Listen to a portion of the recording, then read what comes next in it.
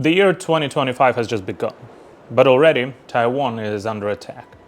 In just the first 2 months of this year, multiple undersea cables around Taiwan have mysteriously snapped. 2 Chinese fishing vessels, Shunxing 39 and Huangtai, are prime suspects. And this isn't just some coincidence. It's a part of a growing, dangerous gray zone warfare China is conducting against the free world.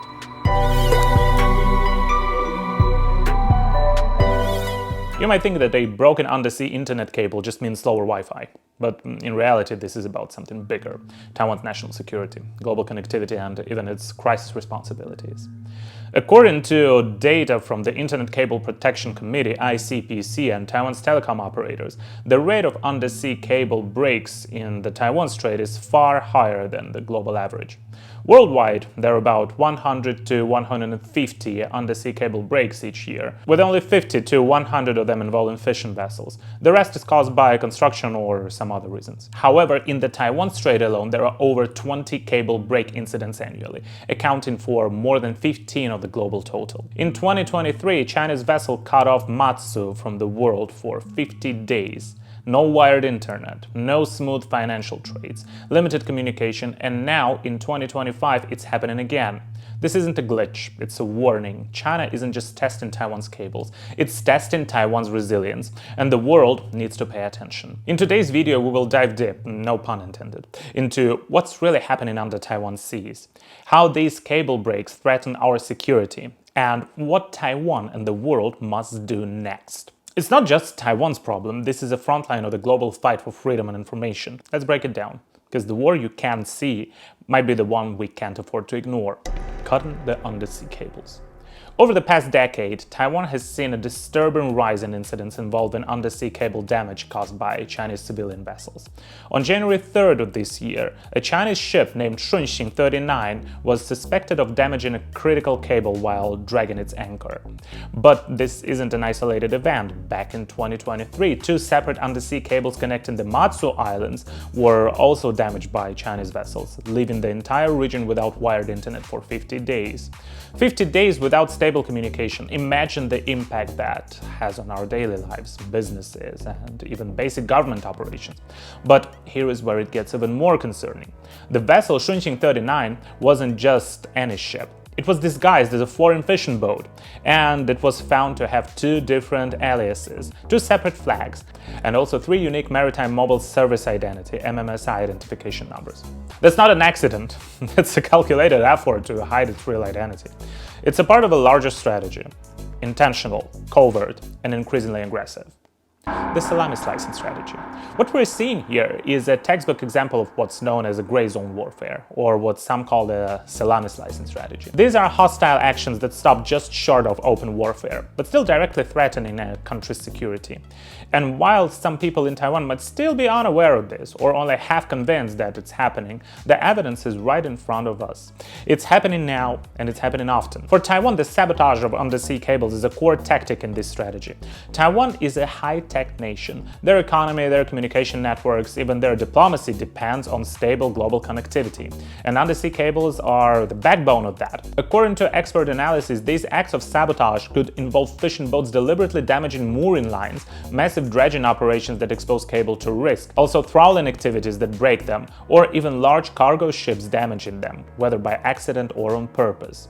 And let's be clear, this isn't just about slow internet. A cut cable can disrupt international financial transactions, delay government operations, and weaken military command efficiency. This is strategic, and it's calculated, and this is exactly what gray zone warfare looks like. Sabotaging these cables is, in effect, an invisible blockade against Taiwan. It limits the international connectivity, disrupts the flow of information, and could severely weaken the government's ability to command in a time of crisis. The Taiwan Strait has seen a disproportionately high number of these cable breaks, and this isn't random. It's a direct consequence of China's gray zone warfare strategy.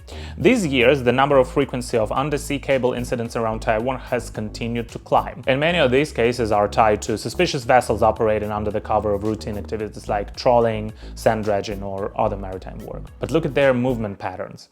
They're anything but routine. They're erratic.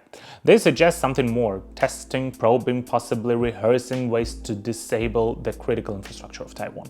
And cutting these cables isn't just a technical attack, it's also a psychological one. It's designed to intimidate, to create uncertainty, to fuel public fear and manipulate opinion. And Taiwan isn't the only target. I've mentioned before how Chinese vessels have damaged undersea cables in the Baltic Sea, triggering diplomatic tensions in Europe. It's the same playbook, just on a different front.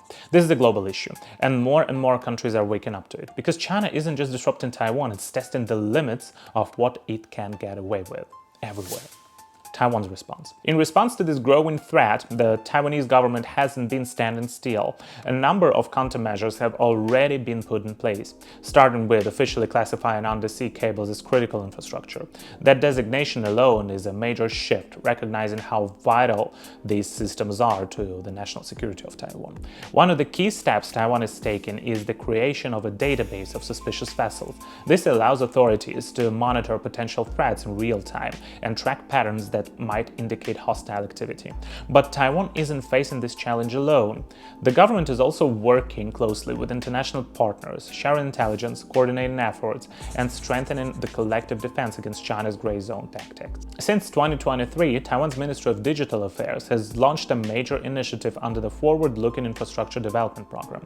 It's called Emerging Technology for Communication Resilience in Contingency or Wartime Scenarios Project. And what's the focus of it? Over 770 key locations across Taiwan, including critical infrastructure, remote offshore islands, and even 3 overseas stations. And the strategy? Deploy non-geostationary orbit satellite equipment, or NGSO satellites, to test and verify if they can reliably provide communication services in an emergency. And the results so far are very promising. This project is shaping up to be a crucial backup system for Taiwan's future communications network.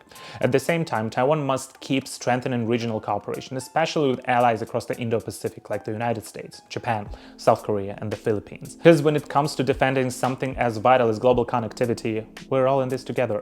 At the same time, I want to say something that might be a little controversial, but it needs to be said. Some groups in Taiwan should really stop constantly criticizing Elon Musk. Instead of pushing him away, we should be thinking about how to build a working relationship with him. Yes, Taiwan is developing its own communication infrastructure, and that's great, but how about having Starlink as an additional option? That would be a huge advantage, especially in a crisis. Let's be honest, who wouldn't want more tools, more support, and more global partners in a time of need? Of course, I fully support the government's efforts to build Taiwan's own low Earth orbit satellite system. That's a crucial long-term investment. It would allow Taiwan to keep basic communication services running even in the middle of a national emergency. But here's the problem. Right now, there are signs that the necessary budget for it might be getting blocked in the legislature, which is controlled by the KMT party, which is pro-China. And that's something the public needs to be talking about, because we can't afford to play political games with national security. At the end of the day, protecting undersea cables and ensuring reliable external communication, even when those cables are damaged, has to be a core part of Taiwan's defense strategy. What China is doing with these cable disruptions, it's not just provocation, it's a part of a new kind of warfare, a smokeless battlefield, fought with tools you can't always see, but that hit just as hard. In the face of these challenges, I believe every Taiwanese citizen needs to stay alert. This isn't just a government issue, it's a nationwide issue. And the public has a responsibility too, to hold the government accountable, to demand stronger defenses, and to support efforts that build real partnerships with our international allies. Because in times like these, isolation is not an option. The undersea cable incidents we saw at the beginning of 2025 are more than technical problems, they're warnings.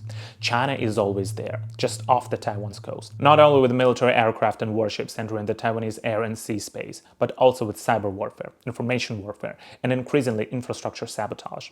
The Chinese Communist Party's invisible war on Taiwan is not some far-off threat.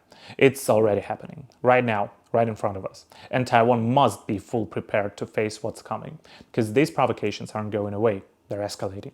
And how we respond now will shape our future. Thank you for watching. If you liked the video, please press like, subscribe, and share. And remember that freedom is not free.